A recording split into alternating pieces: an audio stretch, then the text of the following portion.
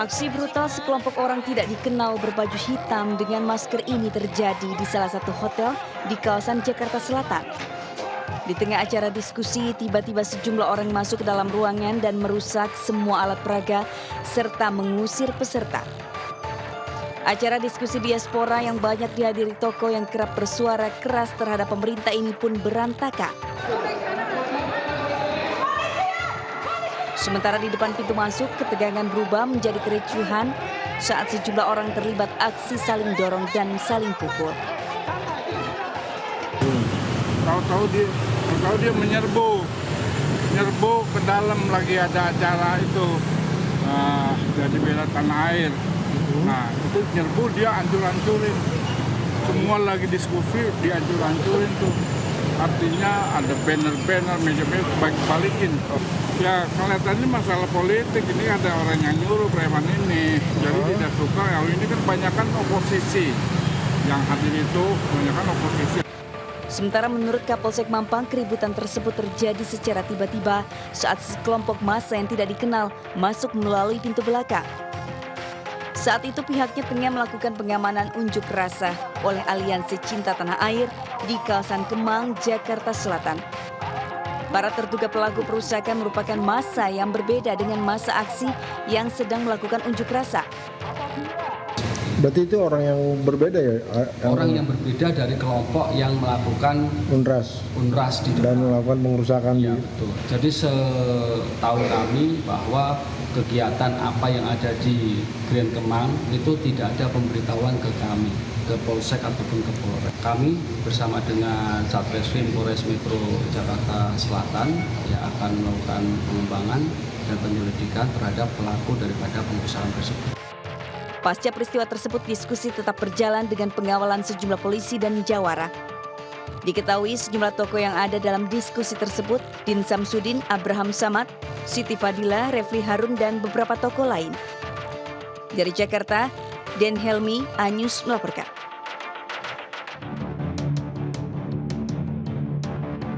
Penangkapan Andrew Andika Fisher disampaikan Kepala Satuan Narkoba Polres Metro Jakarta Barat, AKBP Chandra Mata Rohansyah. Aktor film, sinetron, dan TV itu ditangkap di kediamannya di Bogor, Jawa Barat. Bersama Andika, turut pula diamankan 5 orang lainnya, terdiri dari 3 laki-laki dan 2 orang perempuan. Di antaranya, ada yang merupakan influencer kondang. Kelimanya ditangkap di 2 tempat berbeda, yaitu di Bogor dan di kawasan Jakarta Selatan. Namun polisi belum membeberkan kronologis penangkapan, barang bukti yang diamankan serta hasil tes urin. Sejauh ini yang diketahui penangkapan terkait narkotika jenis sabu-sabu. Habis kan kami sampaikan pada saat rilis. Bang, itu ditangkap di Bogor itu di rumah atau di apa, Bang? Di sebuah tempat tinggal dan di hotel juga. Sempat tinggal teman-temannya. Nanti akan kami sampaikan di Pukul berapa mungkin ketangkapnya, Pak? sekitar sore. Sore dan malam. Chandra menambahkan Andrew dan 5 temannya kooperatif saat diperiksa. Saat ini polisi masih mendalami lebih jauh kasus ini. Dari Jakarta, Rizky Anyus melaporkan.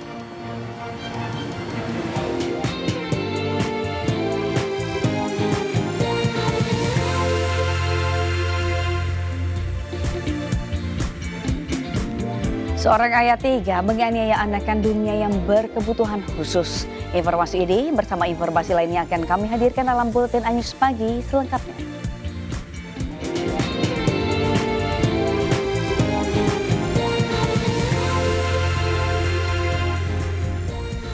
Warga Takalar, Sulawesi Selatan heboh dengan fenomena unik seekor ayam yang tidak kunjung mati meski sudah disembelih. Keanehan tersebut mengundang warga untuk datang dan melihat langsung ayam tersebut. Ayam jantan ini membuat heboh warga desa Mapakalompo, Kecamatan Galesong, Kabupaten Takalar. Pasalnya ayam tidak juga mati setelah 3 hari lalu disembelih oleh pemiliknya. Padahal tenggorokan dan saluran pernafasan ayam telah putus saat disembelih. Lebih aneh lagi, ayam masih tetap makan dan minum seperti ayam lain pada umumnya. Jelas saja, fenomena unik ini menjadi tontonan warga yang penasaran dan melihat langsung ayam aneh tersebut. Menurut pemilik ayam, ia menyembelih 6 ekor ayam.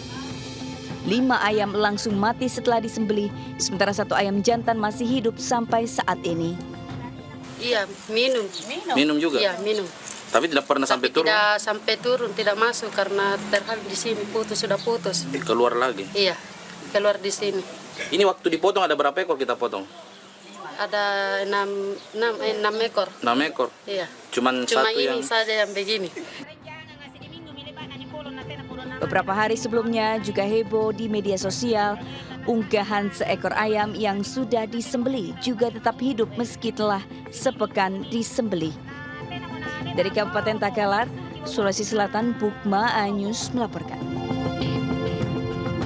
Cuaca panas menjadi kendala utama yang dikeluhkan sejumlah pembalap usai menjalani sesi latihan dan sprint race di sirkuit Mandalika. Panasnya aspal sirkuit yang mencapai 51,4 derajat Celcius membuat para pembalap harus berkreasi dan ekstra kreatif untuk mendinginkan tubuh. Usai menjajal sirkuit Mandalika, Fabio Quartararo tak mau berlama-lama untuk langsung berendam di air es. Pembalap Monster Energy Yamaha MotoGP ini bahkan rela nyemplung di tong sampah berisi air dingin untuk mendinginkan tubuh. Hal serupa dilakukan rekan setimnya Alex Rins. Namun pembalap kelahiran Prancis 25 tahun lalu itu memilih berendam di bak yang lebih manusiawi. Cuaca panas juga dikeluhkan pembalap asal Jepang Taka Nakagami yang menyebut Mandalika terlalu panas. Asal tahu saja di pagi hari suhu aspal sirkuit memang masih sekitar 40 derajat Celcius. Namun saat balapan siang hari suhu aspal Mandalika mencapai 51,4 derajat Celcius.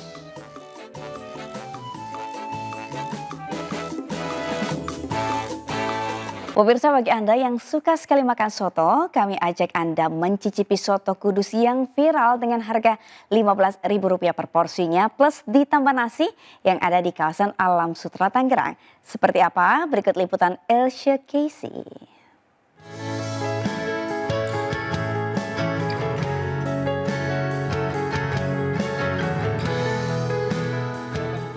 Sarapan pagi enaknya makan yang menghangatkan. Nah, kali ini saya mau ajak Anda cobain soto Kudus yang viral dan selalu ramai. Tapi bukan di Kudus, Jawa Tengah. Soto Kudus ini berada di kawasan Alam Sutera Tangerang. Soto Kudus di sini selalu ramai karena rasanya yang enak dan semangkuk soto plus nasi hanya dibanderol Rp15.000.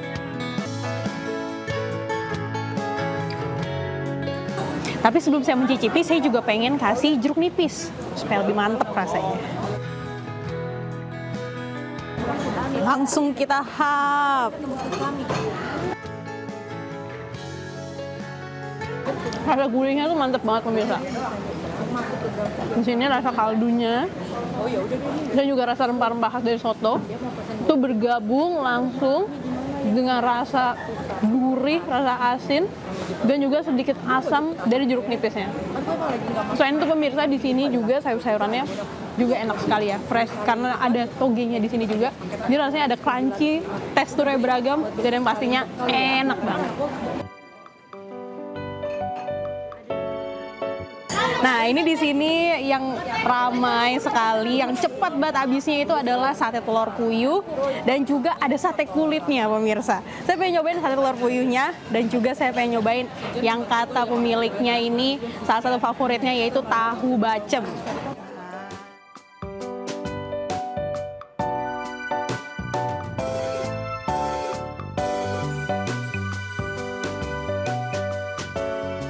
Pemirsa, sekarang saya sudah kenyang dan Anda yang ingin menikmati soto Kudus ini tidak perlu merogoh kocek dalam-dalam. Seporsi soto Kudus ini dibanderol dengan harga Rp15.000 per porsinya.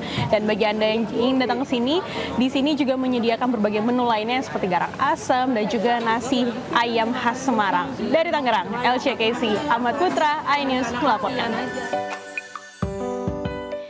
Pemirsa, berwisata ke Gunung Bromo di Probolinggo tidak lengkap bila sambil mencicipi kuliner khas ayam goreng Bromo.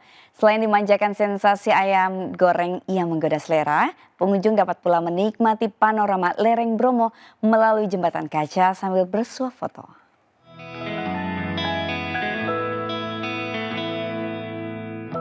Pesona Gunung Bromo selalu menyuguhkan keindahan bagi siapapun yang memandangnya. Selain lautan pasir dan kawah yang eksotis, nyatanya Bromo juga memiliki bukit-bukit yang asri dan sejuk. Dan jika berkunjung ke wisata Gunung Bromo di Probolinggo, tidak lengkap rasanya bila tidak singgah untuk mencicipi kuliner khas ayam goreng Tengger Bromo. Menu favorit salah satu resto yang ada di Desa Jetak, Kecamatan Sukapura, Kabupaten Probolinggo, Jawa Timur. Berbahan dasar daging ayam kampung muda, ayam goreng ini diracik dengan rempah pilihan dan dimasak hingga lunak sehingga bumbu bisa meresap sempurna pada daging ayam. Topping kremes yang crispy dipadu sambal pedas serta cah kangkung dijamin akan menambah selera makan. Soal harga cukup terjangkau karena untuk satu ekor ayam Anda sudah bisa mencicipi kuliner ini. Dan asiknya lagi, Anda bisa menikmati bonus sensasi meniti jembatan kaca secara gratis sambil bersuah foto menikmati indahnya panorama lereng Gunung Bromo. Ini kan ada jembatan kacanya, terus lebih lebar juga, terus belakangnya lebih banyak pemandangan bukitnya. Bikin nakeh atau pengen sini lagi? Pengen sini lagi.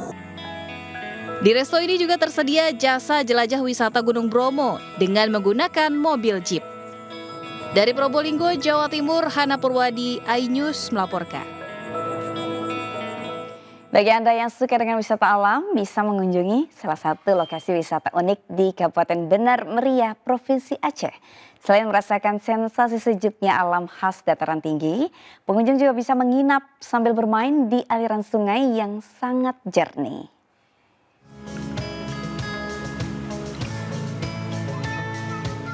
Sejuk dan alami ya. Itulah kesan pertama saat berkunjung ke lokasi wisata yang berada di Desa Blang Tampu, Kecamatan Bukit, Benar Meriah, Aceh. Destinasi agrowisata ini menawarkan sensasi suhu dingin khas dataran tinggi dan panorama alam yang mempesona. Di sini pengunjung bisa menginap dengan konsep camping ground kekinian yang unik, yakni di pinggir aliran sungai. Tenda-tenda memiliki fasilitas lengkap, mulai dari peralatan masak, penerangan, hingga matras dan selimut. Meskipun berada di tepi sungai, pengunjung tidak perlu khawatir akan bahaya banjir karena debit air sungai di lokasi ini cukup stabil, bahkan cocok untuk pemandian anak-anak hingga orang dewasa. Jadi sungainya bisa dijadikan tempat bermain anak-anak, terus lokasinya luas, jadi nggak perlu takut karena juga sungainya nggak terlalu dalam untuk anak-anak. Lokasi wisata ini awalnya digunakan untuk menanam pohon-pohon endemik untuk kelestarian hutan, kemudian berkembang menjadi lokasi wisata. Jika Anda berkunjung ke sini akan dikenakan tiket masuk Rp5.000 per orang. Lokasi camping ini memberikan pengalaman yang tak terlupakan bagi para pengunjungnya.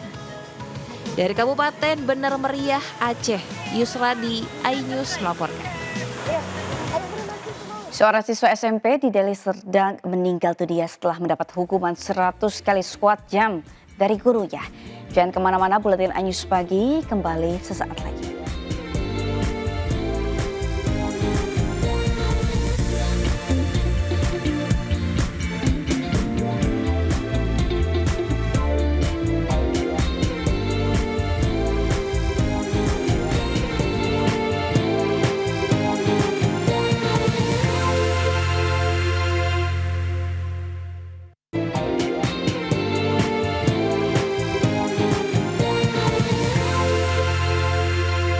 Pemirsa, pimpinan MPR RI menggelar silaturahmi kebangsaan bersama keluarga Presiden RI kedua Soeharto. 3 syarat menjadi tolak ukur Prabowo untuk menentukan menterinya di kabinet barunya. Berikut Politik 24 jam.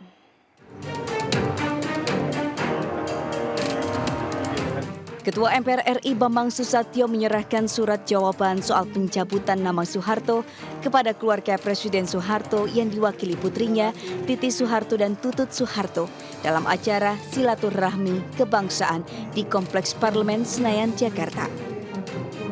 Sebelumnya, rapat paripurna MPR RI resmi mencabut nama Soeharto dari TAP MPR nomor 11 tahun 1998 terkait perintah untuk menyelenggarakan pemerintahan negara yang bersih tanpa korupsi, kolusi, dan nepotisme. Tutut mengapresiasi langkah pencabutan tersebut dan meminta maaf atas kesalahan Soeharto semasa menjadi presiden.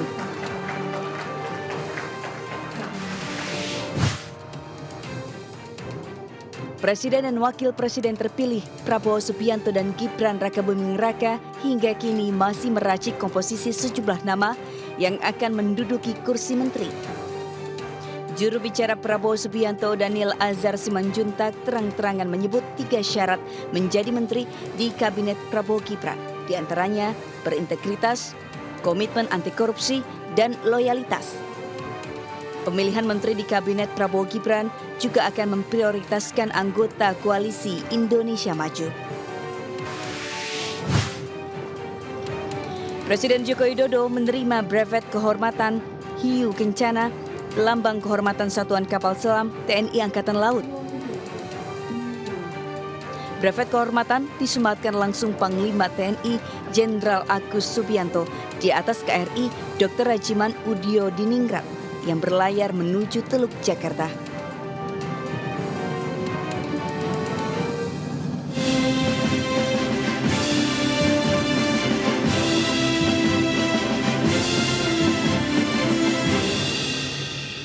Pasangan Cagup dan Cawagup DKI Jakarta nomor urut 3 Pramono Anung dan Rano Karno berkunjung ke wilayah Eco Park Karaya Peak di Jakarta Utara.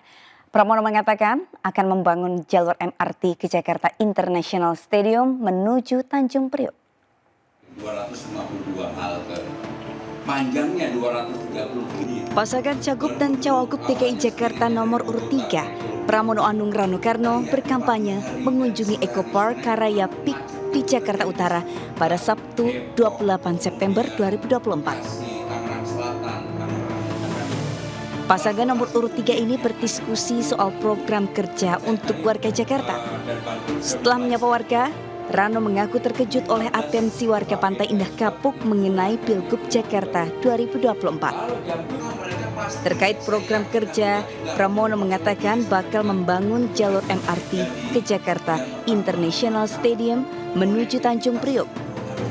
Menurutnya akses itu perlu lantaran banyak masyarakat dengan mobilitas tinggi ke arah Tanjung Priok. Pramono juga akan menambah frekuensi perjalanan bagi pengguna transportasi umum yang menuju ke JIS, Tanjung Priok, dan Ancol. Dari Jakarta, Syahriza Pandu Anyus melaporkan. Sementara itu, calon gubernur Jakarta nomor urut 1 Ridwan Kamil belusukan ke permukiman warga di Pancoran, Jakarta Selatan. Selain melihat secara langsung kondisi tempat tinggal warga, RK juga menyerap aspirasi warga terkait banjir dan pengelolaan sampah. Pada hari kedua masa kampanye, Ridwan Kamil belusukan dan menyapa warga Kelurahan Pancoran, Jakarta Selatan.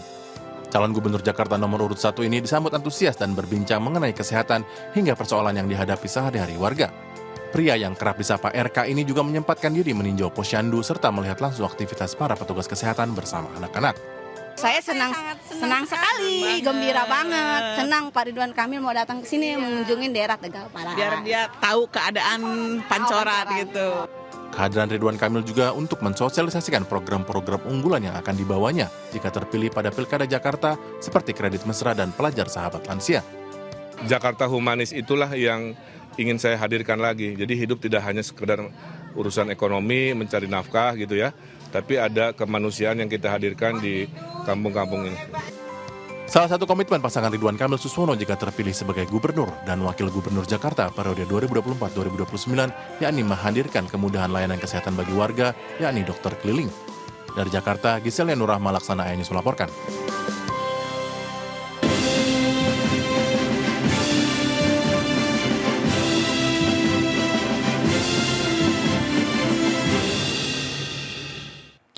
Dan pemirsa, informasi tadi sekaligus menandai akhir jumpa kita hari ini. Jangan lupa Anda juga dapat mengakses dan memperbaharui informasi yang kami tayangkan tadi melalui portal okezen.com seperti yang tertera di layar kaca. Saya Sabrina Sila pamit undur diri. Terima kasih, selamat pagi, sampai jumpa.